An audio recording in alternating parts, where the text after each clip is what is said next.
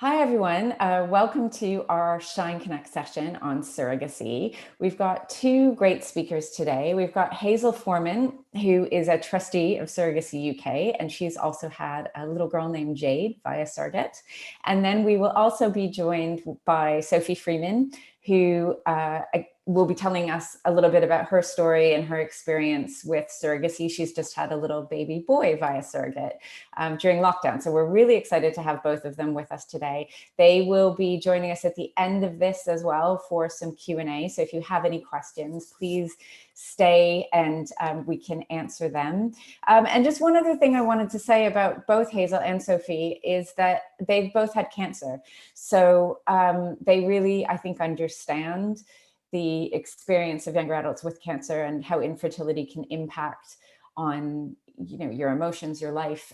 So we're just really grateful to both of them for joining us, and we will see you in a second.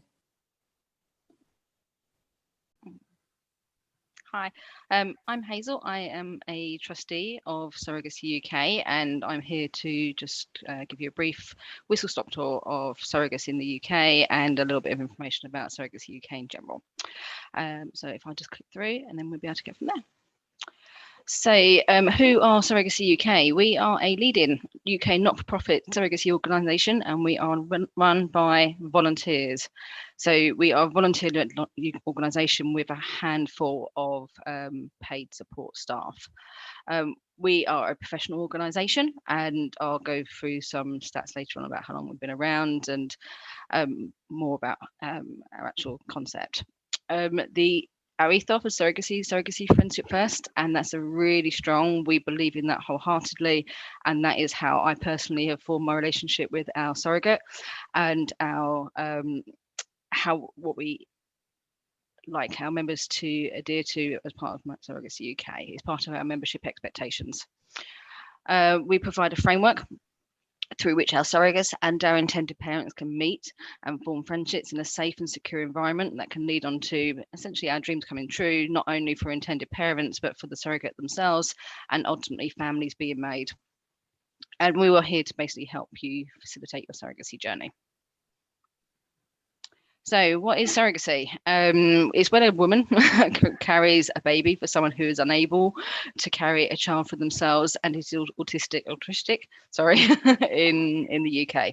So it is not for profit gain, and it is for the experience, and only expenses are claimed. Surrogates are not allowed to make profit from surrogacy within the UK. So there is an awful lot of terminology that comes with surrogacy.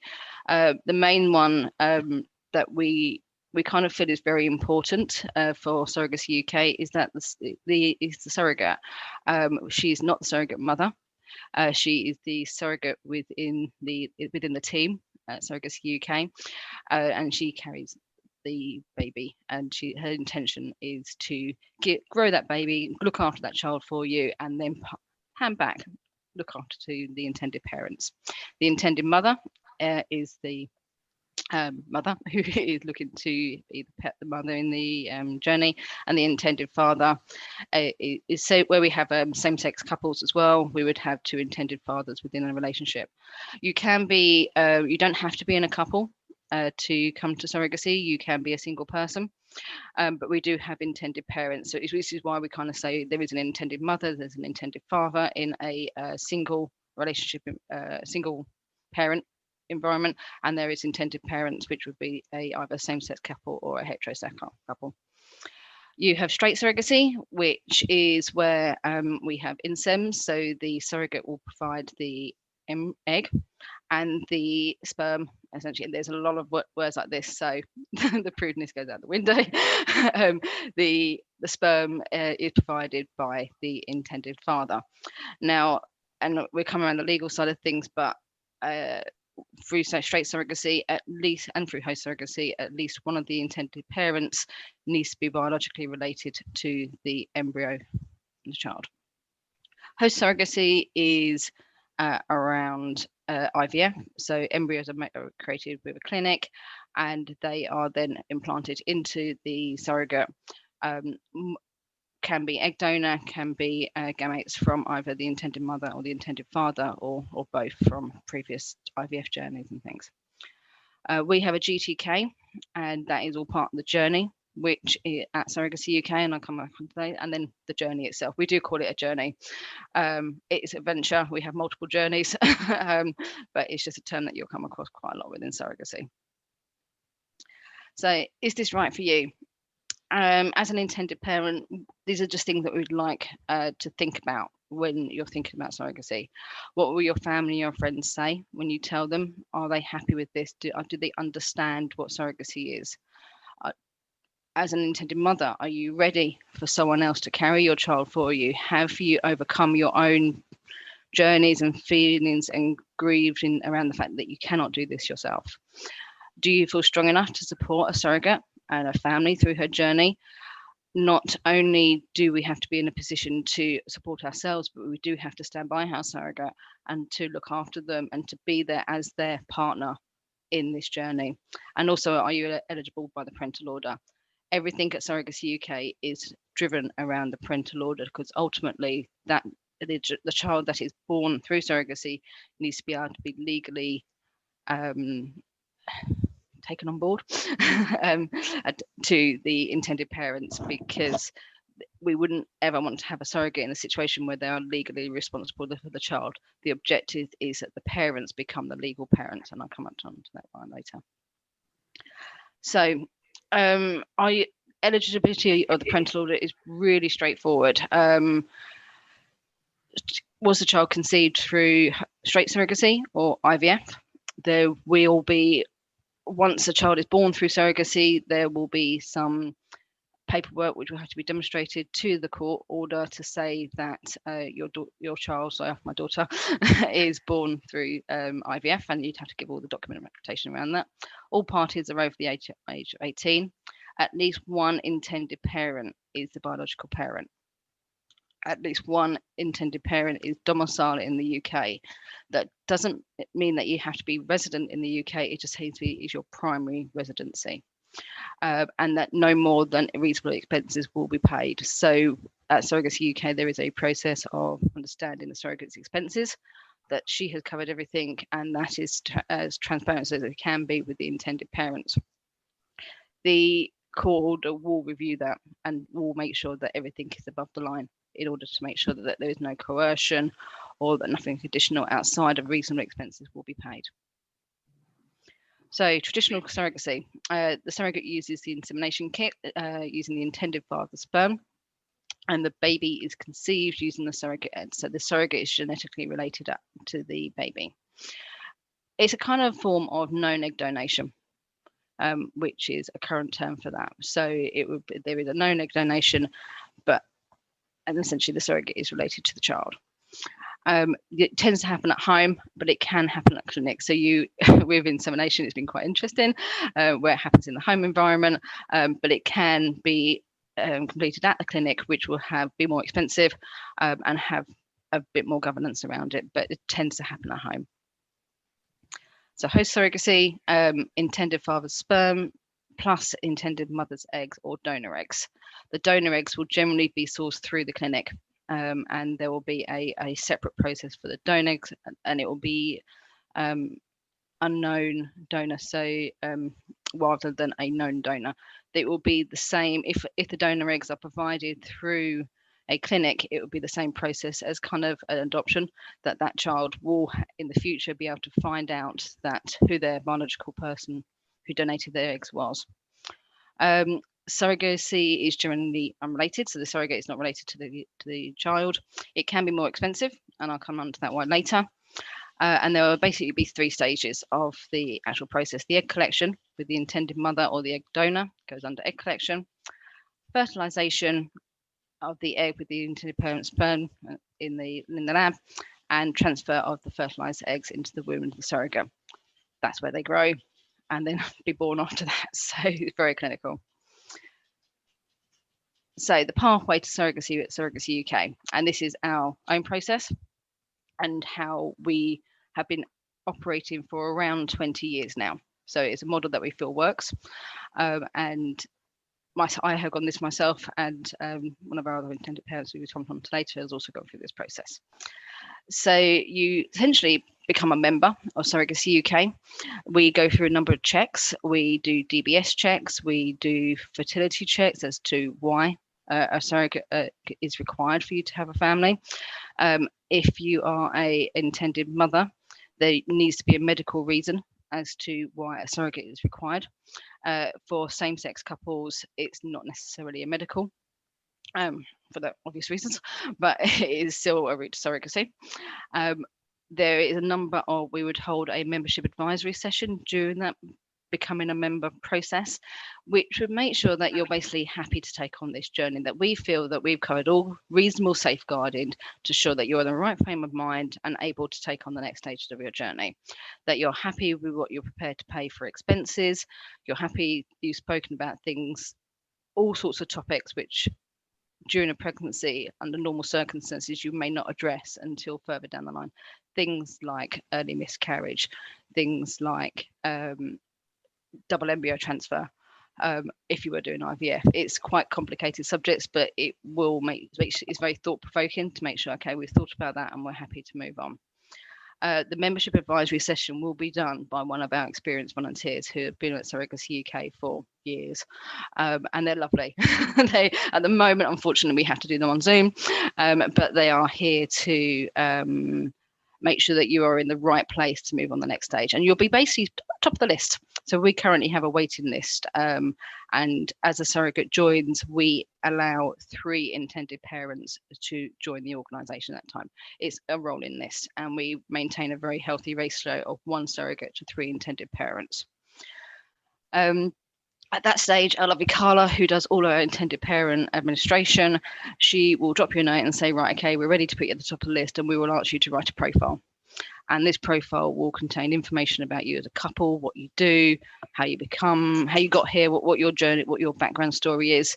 But what do you like to do? Do you like to go camping? Do you have dogs? Do you like to go to the pub? If we could, all those sorts of things are about who you are, and that surrogate learn as much as they can about who you are as a couple, your age, and that kind of thing. Your profile will sit on the surrogate side of our forums, which we've recently developed, which is great.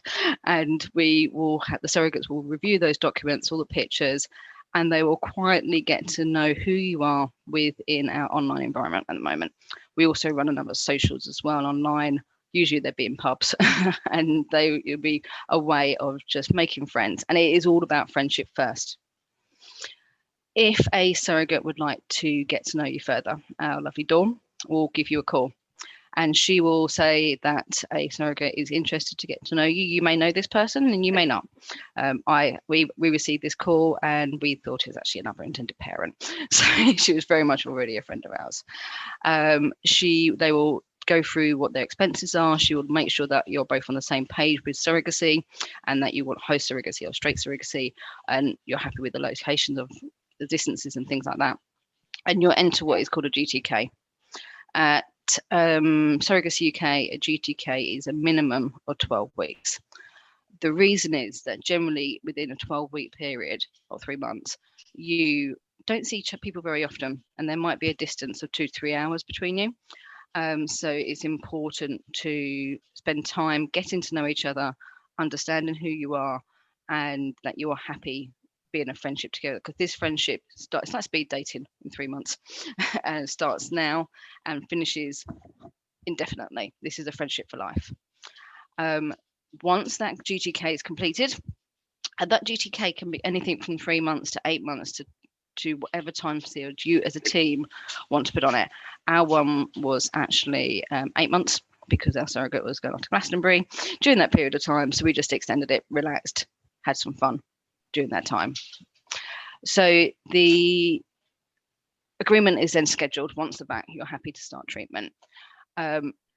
Agreement. So once you're ready and you completed your get to know, which is your getting to know, you will then arrange your agreement with Dawn. That will be held with an experienced member of Surrogacy UK.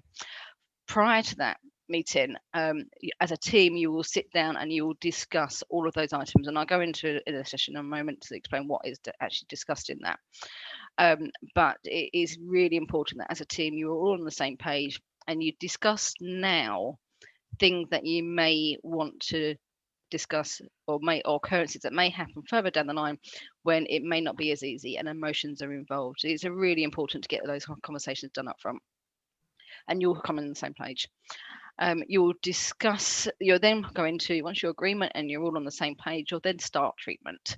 So that may be with a clinic if you're going with IVF, or it might be at home inseminations if you're going through straight surrogacy.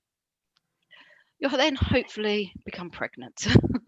And this is the next, I suppose, massive milestone of, okay, you've now been successful, you are now pregnant, and this will take you through to the next 8 to 9 months. All being well, depending on the surrogate, depending on what happens. You'll then have birth and everything will be lovely, and then we have the parental order process. So once the baby is born, at 6 weeks you can apply for the parental order, which you'll become the legal parents of the child.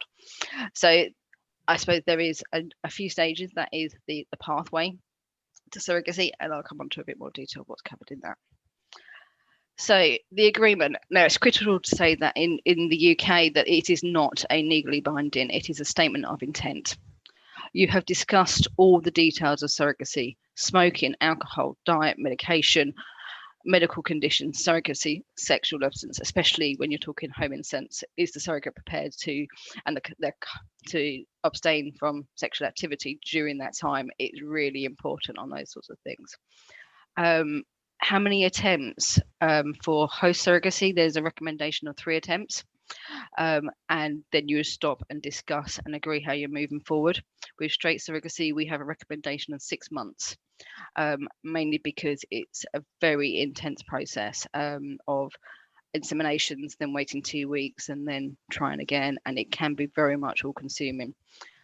Hospital visits, will you as intended parents be there? It's a bit more difficult with COVID, but we would have these conversations up front. Pre-COVID, it would be, okay, are you going to attend the 12-week scan? Would you attend standard midwife scans, or appointments which may not be as important to the surrogate, or she's happy to attend alone?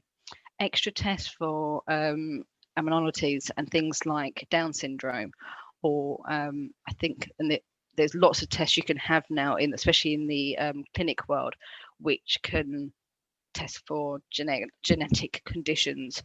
Do you want that as a team? They can be quite invasive for the surrogate. They can be quite risky for the embryo. These are those discussions that you have up front. If there is something which is detected like Down syndrome, what are your decisions? What would be your circumstances around termination? And that would be, what is the risk to the child and what is the risk to the surrogate? And these are very, very difficult conversations, which if you don't have pre-emotions and being pregnant, it is very difficult to have later on further line. And this is where the agreement comes into play. As far as if there should be a discussion that needs to be had, we refer back to the agreement. We take the pressure out of the situation and we talk about how we felt when we wasn't pregnant and when it's less emotive. What would be your termination? Some people, dependent on their own personal circumstances and their own personal medical conditions, and we have intended parents who have genetic heart conditions, which if that is found within their child, that may be a reason to, or something else. There may be a risk for the surrogate to continue carrying that child, which is really important to talk about it up front.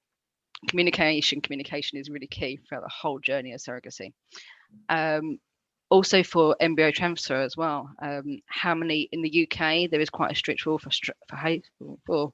host surrogacy for one embryo transfer. We recently had triplets born this year, which is our first triplets at SurrogacyUK born around about, look at my watch, about 4 weeks ago. But that was actually a double embryo transfer, where one of the embryos split. So we then had triplets, which is really risky for the surrogate.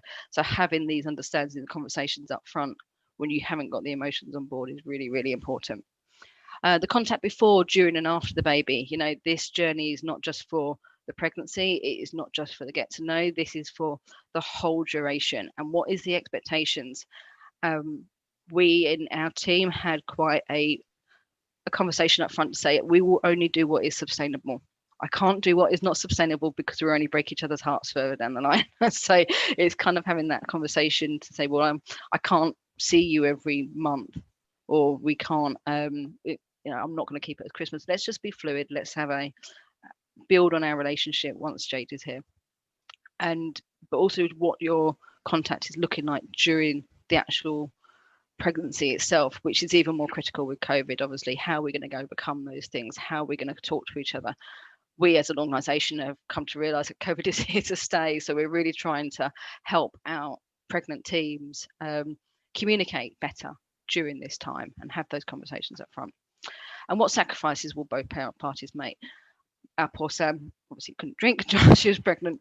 We said, okay, we won't drink as well. So we had made those little agreements up front to say what are we prepared to do together that we are going through it. And essentially this was my pregnancy through somebody else, and I wouldn't be drinking if I was pregnant myself. So we made those kind of joint decisions as well. So that is what the agreement is all about, and having those conversations up front. But as I say, it's not legally binding, but it is a statement of intent. Most employers also like to see the agreement when you're looking for your maternity or adoption leave, as it is. They'd like to see these documents to make sure that it is a surrogacy agreement, and we will facilitate these kind of conversations. So financials, there is an expensive journey. There's no getting away from it. It is not a cheap thing to do. However, it is to understand that that is all reasonable expenses, and it is a commitment to the journey. So within the get to know, there was obviously costs associated to joining an organisation like Surrogacy UK. It is right to say that we are not the only organisation out there. I think there's probably about 3 now which are actively operating. We do have a membership cost. And then we have a very small, I think it's £25 or £50 membership fee year on year. And the membership costs basically cover joining Surrogacy UK, our admin fees that we do have. And also our surrogates do not pay to join Surrogacy UK. It is free. So we pay for all the safeguarding checks that happen when a surrogate joins Surrogacy UK. So we will pay for her GP report. We will pay for her DBS check. We will pay for her membership advisory session. So part of our intended parents is actually securing a surrogate to join Surrogacy UK. It's also the offering of our online forums and our services to Surrogacy UK, our events that we would love to run this year. Our surrogates wouldn't pay to attend those events.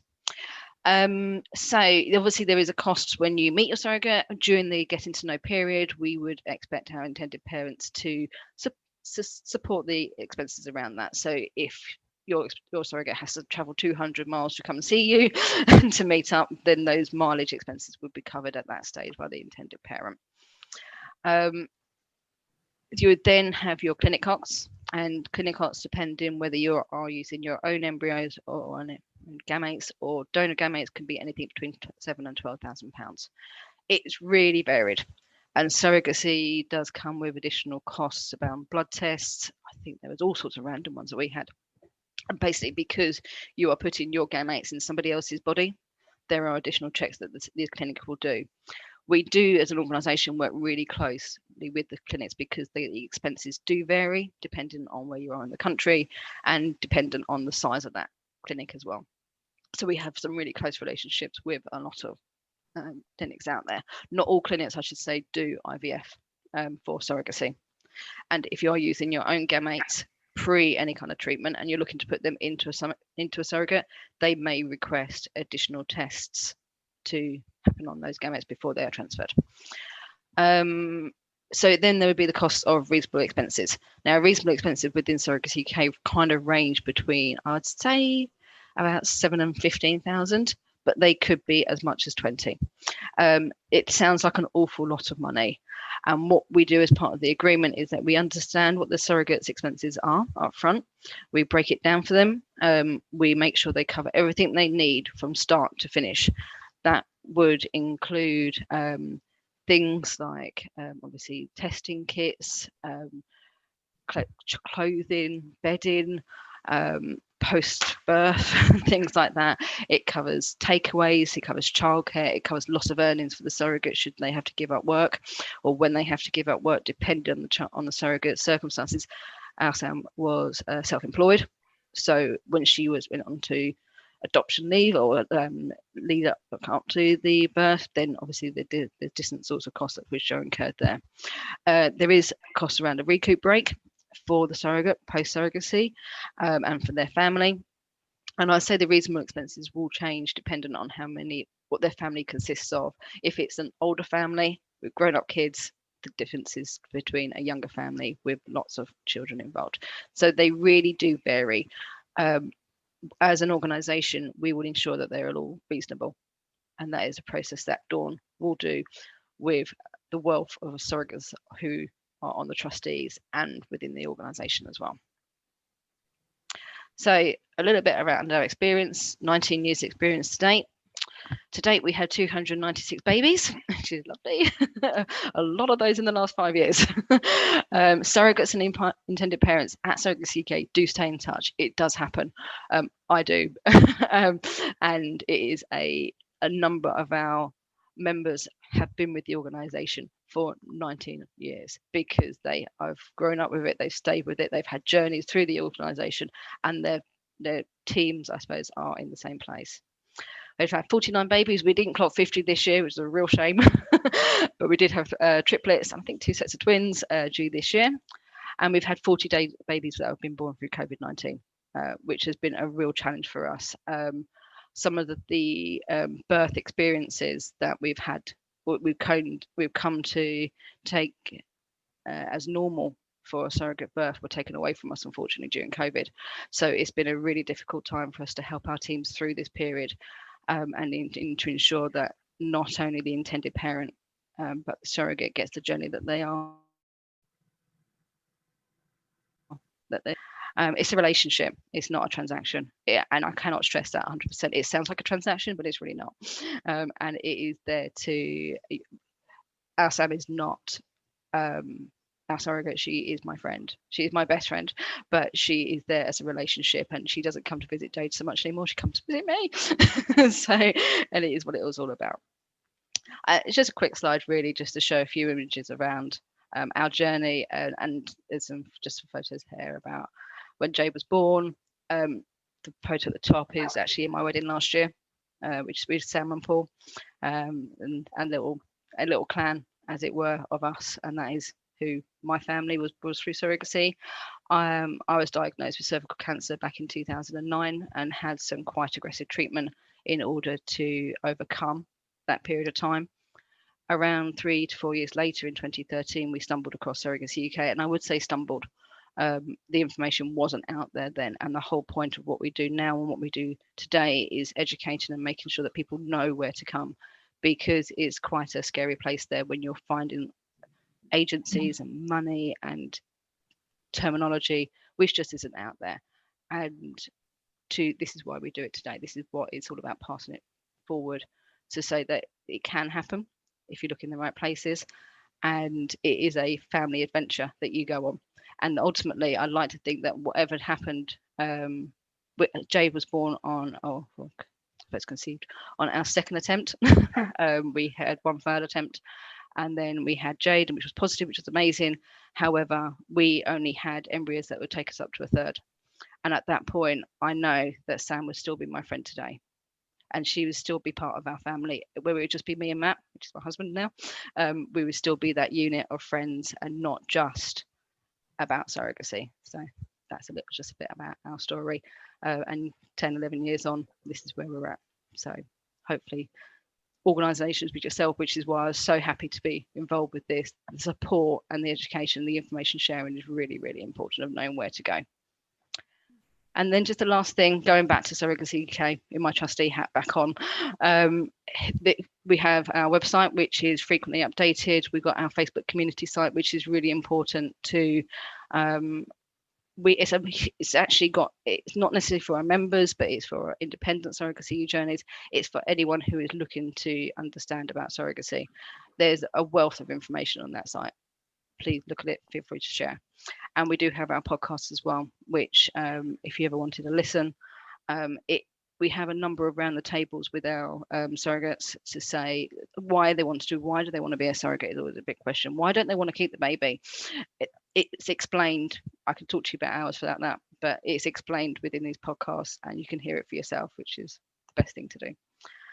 And I'm just putting a bit of a screen up there to say what our current and latest numbers are for this year.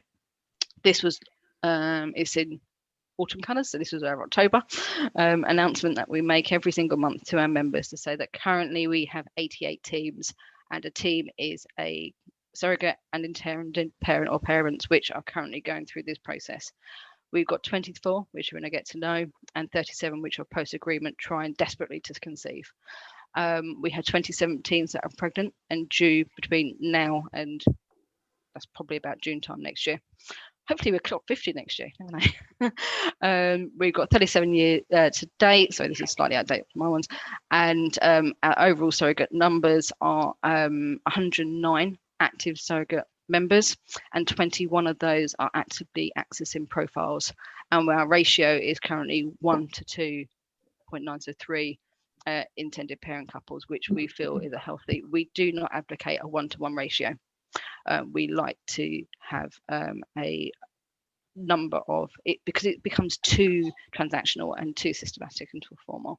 So we have 1 surrogate to every 2 to 3 intended parent couples or singles. So that is Surrogacy UK. Thank you. That's great, Hazel. Thank you so much for that. That's been a real whistle-stop tour of surrogacy and all the kinds of ins and outs. And I think it's great for the people listening also to know that you've gone through that experience yourself, and also that you've obviously not great, you had cancer, but I think for the people that we support to know that it's an option, it's a possibility if you have suffered or experienced infertility as a result of cancer. So I'm going to pass over now to Sophie Freeman. And Sophie has also just had a baby via surrogacy. So she's going to tell us a little bit about her experience and how she came to surrogacy and how it's kind of worked for her. So thanks so much for joining us, Sophie. Hello, my name's Sophie. I've just become a mum to a baby boy called Theo, who's 4.5 months old, and he was born through surrogacy this year. So I'm just going to talk a bit about how we ended up with surrogacy as our route to parenthood. So back in 2010, when I was 28, I was diagnosed with cervical cancer, for which the treatment was a radical hysterectomy, so removal of the womb, lymph node dissection, but preservation of ovaries, so I kept my own ovaries. And at the time, I think it was mentioned that surrogacy would be an option for the future, but that was as far as it went.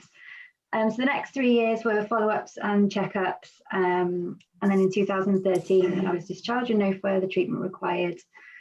And that's when I think probably the reality of infertility set in. Suddenly, all the cancer side of things was done for me.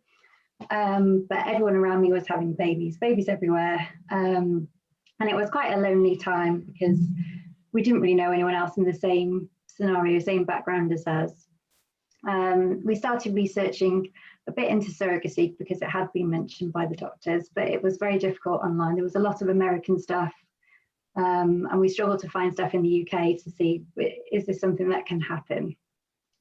So I was aware that egg quality decreases with age. At this point, I think I was 32. So I went to see my GP to ask about the possibility of egg retrieval, and the GP informed me that the NHS doesn't fund any fertility treatment to do with surrogacy, which I think is still the case today.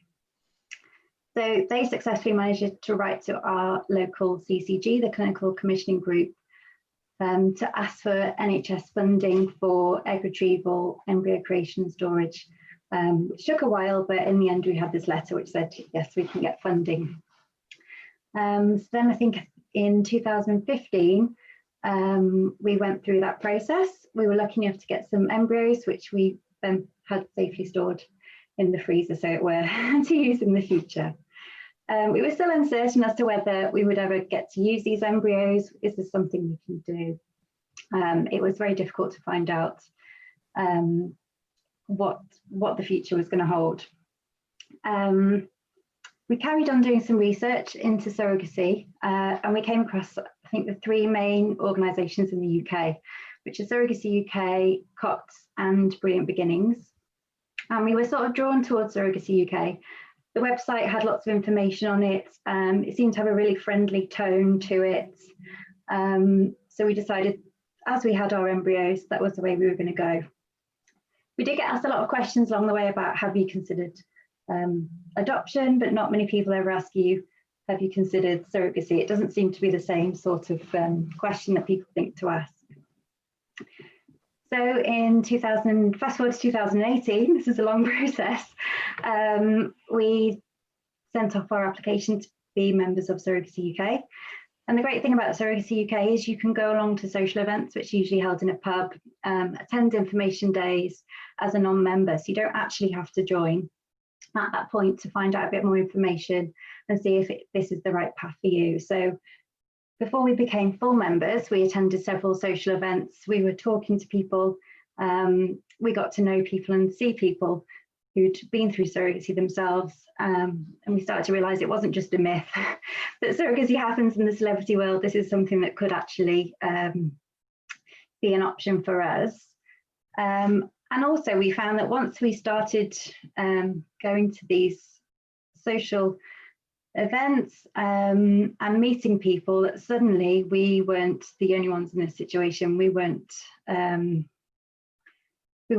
There was a large number of people from various backgrounds, different medical reasons, maybe no medical reasons, but who want to create a family. And this is a growing community.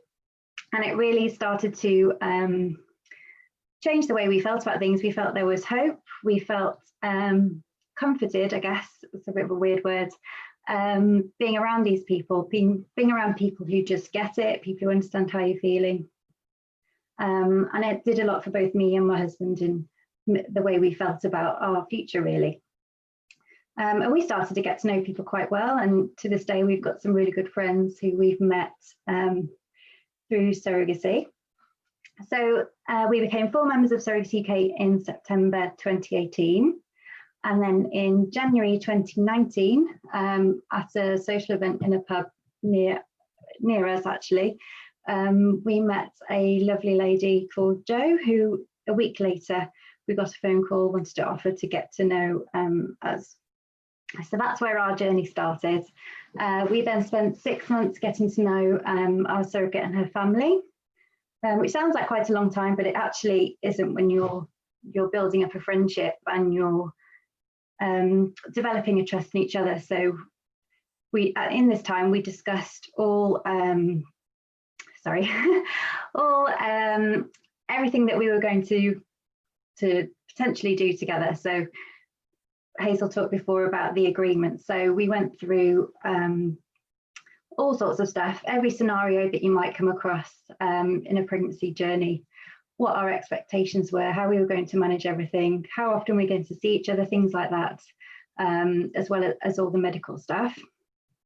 So we all decided we were on the same page. We all wanted the same sorts of things. We had similar ideas about how we would approach things. And then 6 months later, we signed our agreement, which isn't legally binding, but it shows that we've discussed everything and what we plan to do.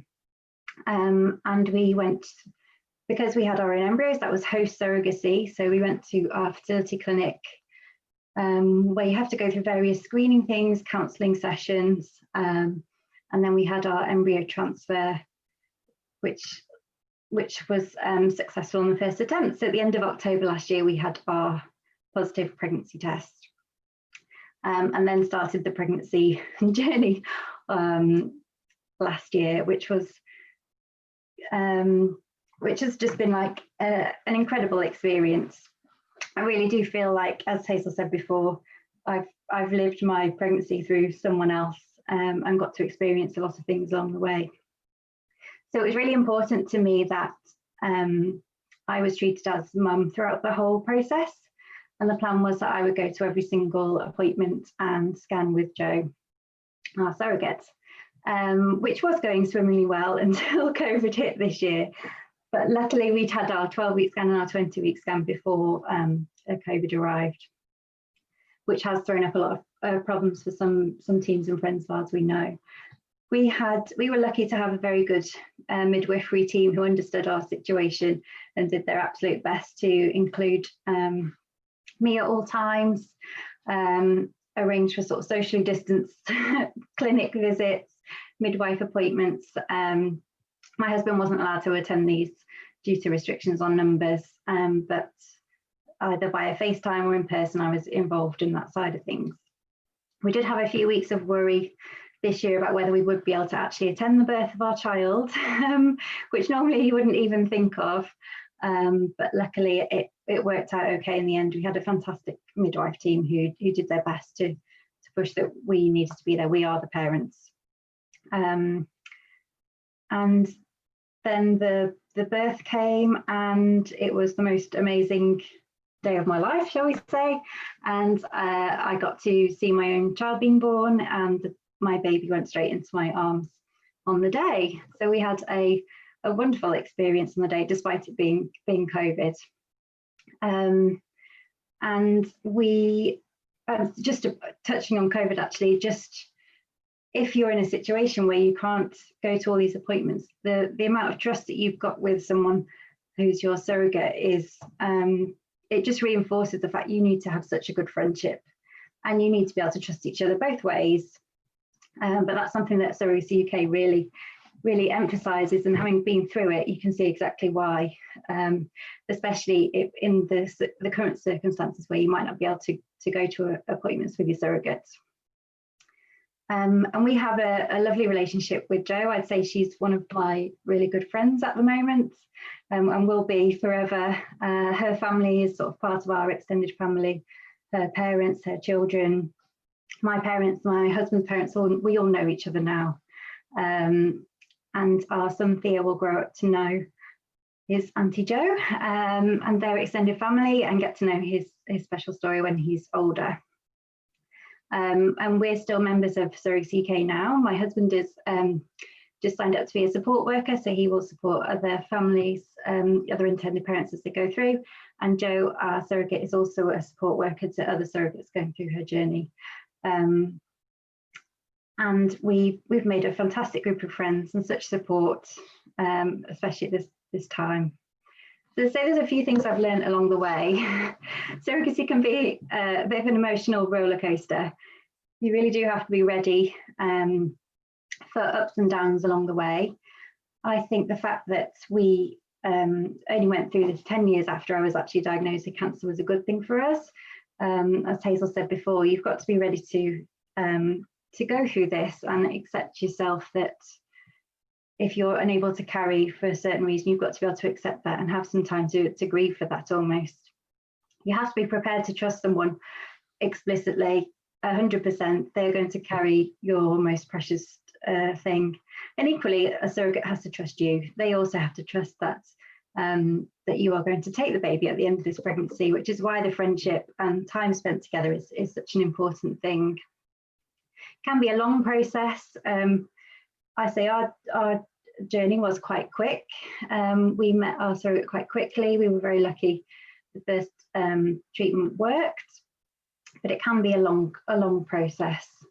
It can be costly, as it was mentioned before. The clinic expenses can be expensive, so you have to be prepared for that as well. But it's not always, it sounds a lot of money, but it's not like a lump sum payment at once. It can be spread out over the period. However, it's also been the most amazing experience that we've ever been through. We've met lots of people. We love being part of this community of people, and it's changed our lives for the better. Thank you. Thank you so much, Sophie. That's wonderful. It's been really great to hear your story and to have Hazel with us. So obviously we're pre-recording this session, but we're going to end now, and then we will go live and we'll be able to take questions and provide some answers, hopefully, to people who are joining us at the conference. So we will see everyone in a second.